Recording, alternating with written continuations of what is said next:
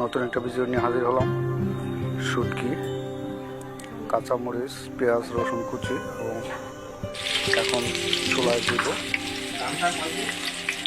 তেল দিয়ে কাঁচামরিচ, পেঁয়াজ এবং রসুন কুচিগুলো সুন্দর করে ভেজে নিব।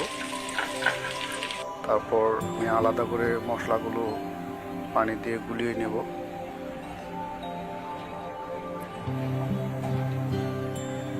এরপর পেঁয়াজ ভাজা হয়ে গেলে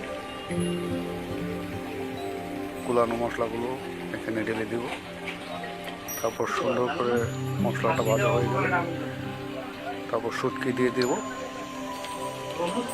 এরপর সবজিগুলো দিয়ে দিচ্ছি, তারপর ঢেকে দিলাম।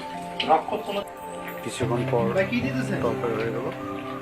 কিছু টমেটো দিয়ে দিয়েছি, তারপর